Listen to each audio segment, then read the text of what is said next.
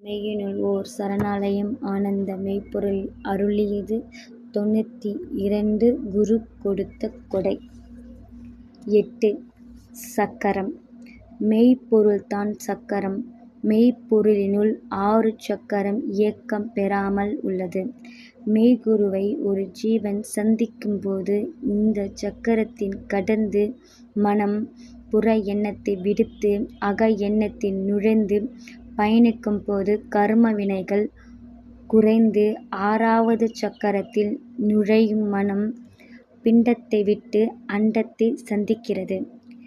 7வது சக்கரம் மெய்க்குருவின் நேத்திரத்தில் உள்ளது.